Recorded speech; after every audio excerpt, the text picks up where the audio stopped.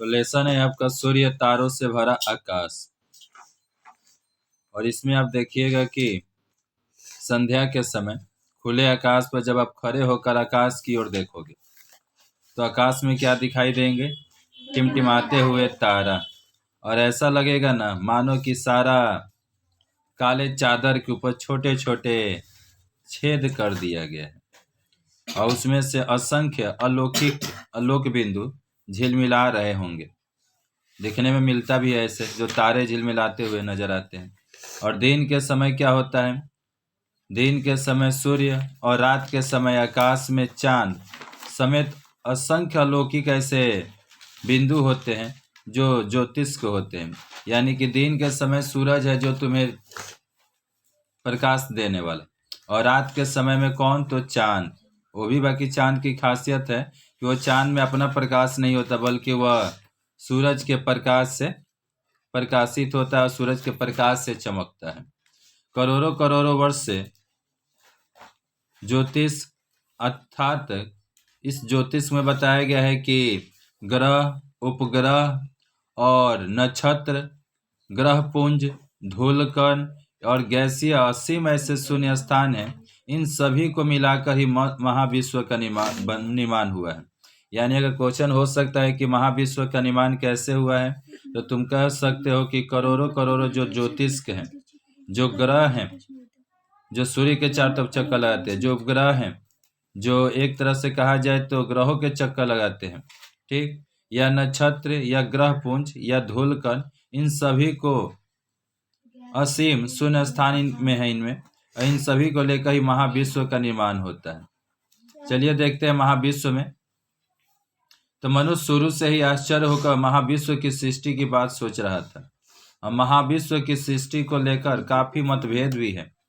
इसी प्रकार से एक आधुनिक मत अभी नया नया अभी इसके बारे में खोज हुआ है। उसके अनुसार क्या कि समस्त पदार्थ एक बालू के कण से भी छोटी अवस्था में थी। यानी लोग बता रहे हैं ना, अभी नया नया जो खोज निकला है, उस खोज के हिसाब से ही पता चला है कि एक मतलब ये जितने समस्त पदार्थ हैं जिनका भी हमने नाम बताया ऊपर, ये सभी का बालू के कण में से भी छोटी अवस्था में थी। प्राय 1400 करोड़ वर्ष पहले उनका प्रसारण शुरू है। यानी आज से 1400 करोड़ वर्ष पहले वो धीरे धीरे फैलना शुरू किया। पर्याप्त ताप और अकल्पनीय शक्ति चारों तरफ फैल गई, और उसके साथ ही क्या होता है, पर्याप्त धूलकण और गैसों से महाजगित बादल की सृष्टि हुई। यानी इतना ना धूलकण फैला और इतना ना गैस, जिसके चलते किसका निर्माण हुआ? बादल के। यानी बादल के निर्माण में किसका किसका योगदान है? धूलकण का और गैस का। करोड़ों करोड़ों वर्ष से यह धूलकण गैसों से असंख्य निहारिका, छायापथ, नक्षत्र और एक तरह से कहा जाए तो आपका ग्रह, उपग्रह, धूमकेतु का इत्यादि का निर्माण हुआ। महाविश्व में कुछ भी स्थिर नहीं है। यानी बताया गया महाविश्व में अगर तुम सोच रहे हो कि सब कुछ स्थिर है या कोई स्थिर है, तो कुछ भी स्थिर नहीं है। सब क्या होता है?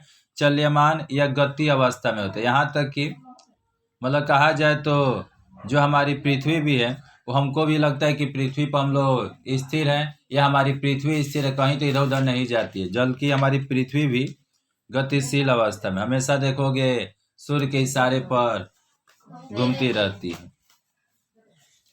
एवं ये क्रम एक दूसरे से दूर हटते जाते हैं। सीमाहीन महाविश्व ठीक कितना विस्तृत है, यह केवल मनुष्य के कल्पना के बाहर है। ये कोई मनुष्य भी कल्पना नहीं कर पाएगा कि आखिर ये महाविश्व कितना दूर तक फैला है, कितना तक है। वह मनुष्य के कल्पना से बाहर है। हम लोगों को अर्थात पृथ्वी के लोगों को महाविश्व के संबंध में काफी सामान्य जानकारी प्राप्त हुई है। ये पीला वाला बॉक्स देखोगे थोड़ा सा, इसमें क्या दिया है कि जिस तरह हम आज अभी रात्रि ताराओं से भरे आकाश का निरीक्षण करते हैं, यानी जिस तरह हम लोग अभी रात्रि ताराओं से भरे आकाश का निरीक्षण करते हैं, उसी तरह आज से हजारों वर्ष पहले भी तो मनुष्य क्या करते थे? सूर्य, चांद, तारा, छायापथ, धूमकेतु, उनके जैसा खगोलीय पिंडों की जानने की चीज। आज तुम सोच रहे हो कि हमको सूर्य के बारे में जानना है, चांद के बारे में जानना है, तारा के बारे में जानना है, धूमकेतु के बारे में जानना है। और आज से हजारों साल पहले भी तो मनुष्यों के दिमाग में यही था, ये हमें भी तो जानना है। और यहाँ पर एक खगोलीय पिंड दिया है। अगर मानिए आप धरती के बारे में पढ़ाई करते हैं, भूगोल का जो पाठ होता है, जो कि मतलब भूवैज्ञानिकों के अंतर्गत जो धरती से जुड़े मतलब जानकारी दे, उसे हम लोग भूगोल कहते हैं, जिसमें विज्ञान की वह शाखा जिसमें एक तरह से कहा जाए तो आपको भूगोल से संबंधित जो भी, भूगोल में मतलब क्या होता है, जो धरती से जुड़ा जो ज्ञान मिलेगा वो भूगोल, और जो अंतरिक्ष से जुड़ा हुआ जो ज्ञान मिलेगा वो हो जाएगा खगोल। उस समय विज्ञान का बहुत चर्चित विषय था ज्योतिष विज्ञान। ज्योतिष विज्ञान, इसमें सूर्य, चांद, ताराओं की निश्चित गति को देखकर सटीक दिशा का निर्धारण किया जाता था। यानी ज्योतिष विज्ञान के माध्यम से ही पता चलता था सूरज किधर स्थित है, चांद कहाँ पर स्थित है, यहाँ तक कि तारा का भी निश्चित गति को देखने को मिलता था। साथ ही साथ दिन, महीना, वर्ष, समय का गणना, इन सभी तिथियों की जाती थी। और कंपास, घड़ी और कैलेंडर का काम आकाश देखकर ही चलता था। यानी आज के समय में क्या है, अभी हम बैठे हैं तो अगर तुम्हें टाइम देखना है तो हम लोग घड़ी का उपयोग करते हैं। और सोचो आज से बहुत साल पहले लोग जब घड़ी ना हुआ करता था तो लोग क्या करते थे, तो उस समय लोग क्या करते थे, तिथियों की जो जानकारी था वह कंपास को, घड़ी या कैलेंडर का काम, मतलब एक तरह से कहा जाए तो उस समय दिन, महीना, वर्ष, समय का गणना तिथियों की जाती थी। किसको, तो सूर्य की एक तरह से दिशा देखकर। बोलिए।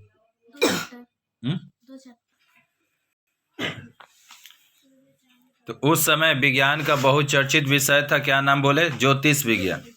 और ये सूर्य, चांद और तारों की निश्चित गति को देखकर सटीक दिशा का निर्धारण किया जाता कि हाँ कौन सा, मतलब दिशा का यहाँ दिया गया है कि दिशा का निर्धारण किया जाता है। और साथ ही साथ महीना, वर्ष और समय गणना तथा सभी तिथियों को किया जाता है। आज भी जो पंडित लोग हैं वो देखना, एक तरह से कहा जाए तो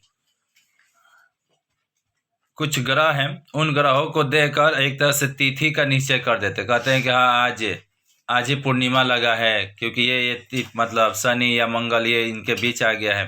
तो यानी आज भी कुछ कुछ ज्योतिष गणना किया जाता है। और पहले के समय में जो भी था तो ये ज्योतिष गणना के हिसाब से ही एक तरह से महीना, वर्ष या किसी का भी तिथि का निर्धारण होता है।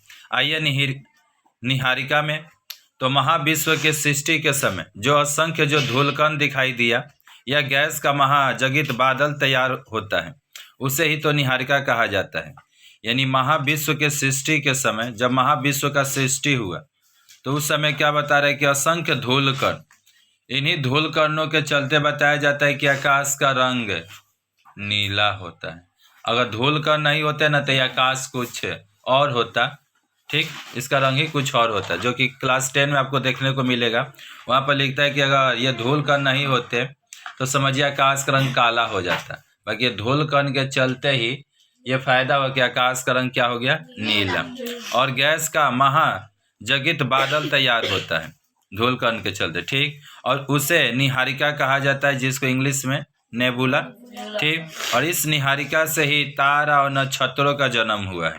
तारा कहो या नक्षत्र कहो, ये दोनों एक ही चीज है। सूर्य भी एक तारा है, सूरज भी एक नक्षत्र है। और इनकी अपनी पहचान क्या है कि ये एक तरह से कहा जाए तो इनमें अपना प्रकाश होता है, अपना प्रकाश होता है।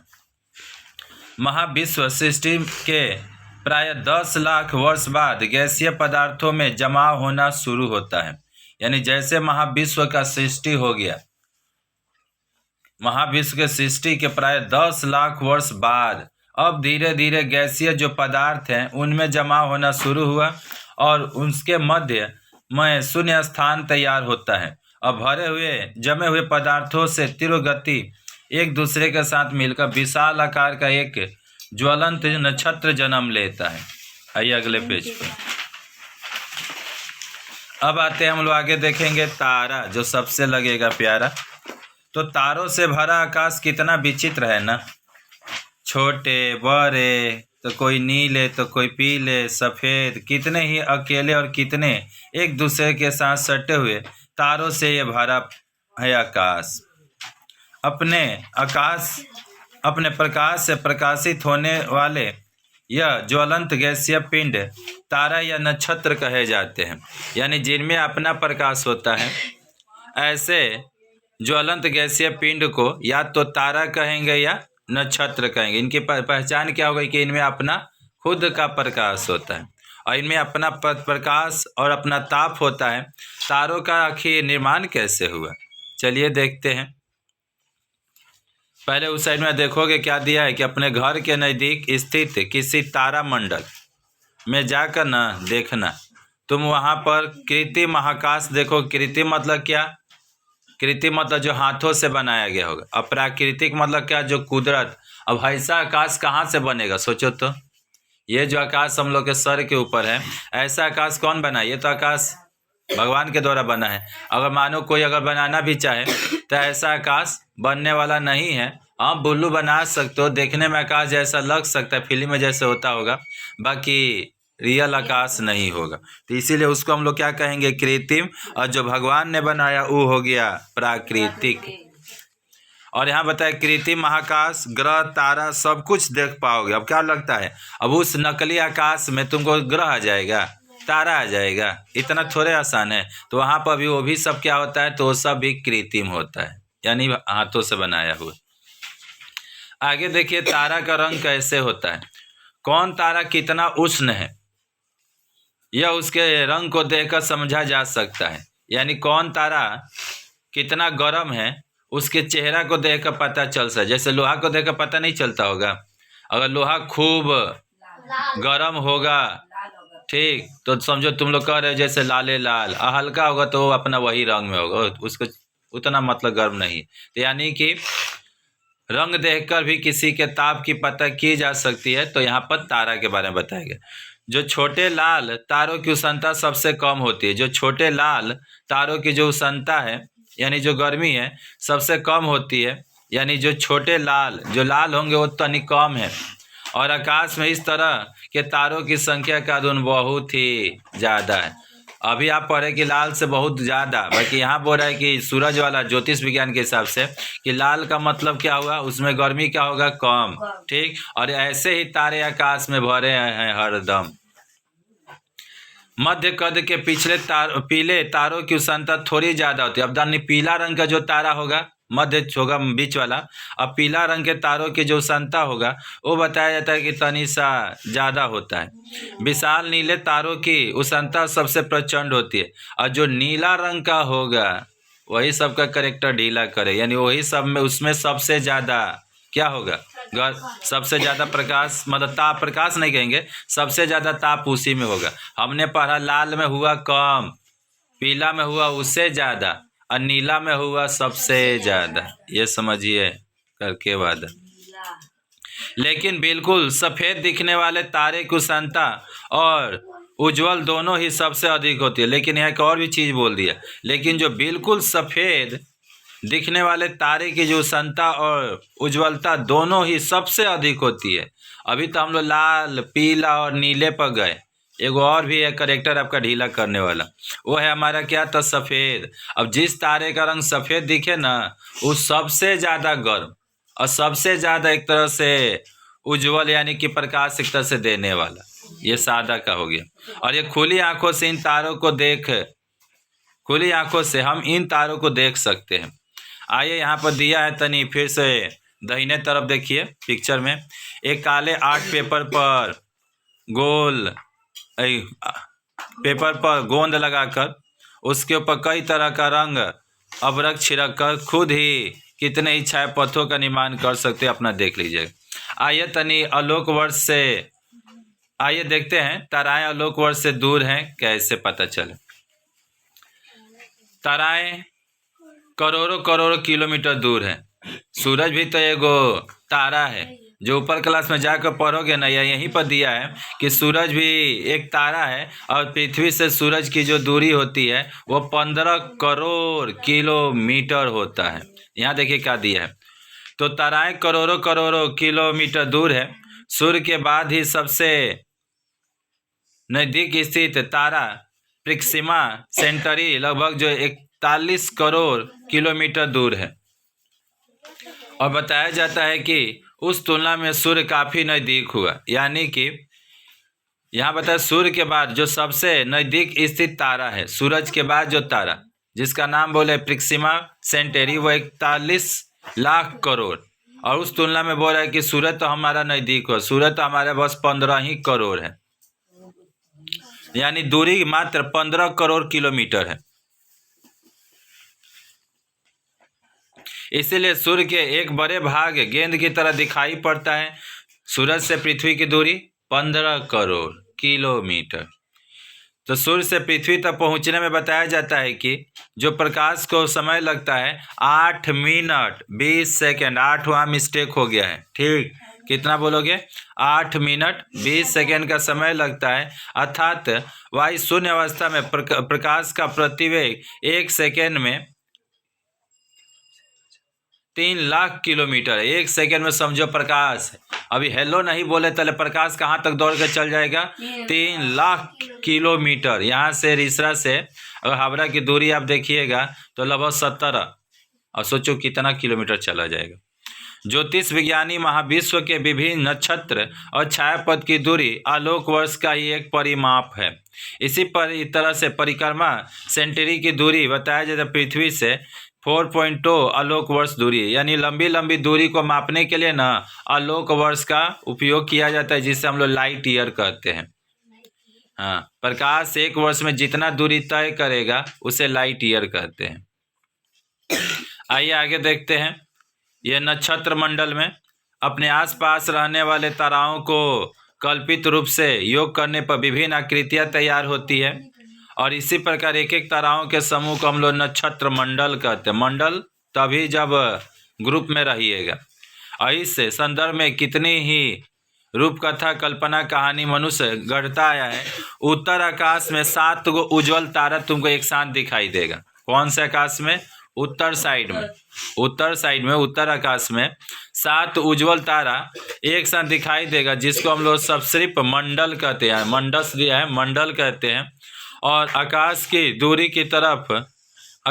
दूसरी तरफ अंग्रेजी में एम अक्षर के जैसा एक कासियोपिया है, जो क्रूस चिन्ह की भांति बगुला मंडल अपूर्ण सुंदर नक्षत्र पुरुष काल पुरुष के रूप में कल्पना किया गया। एक काल पुरुष भी दिखाई देगा। कहाँ पर?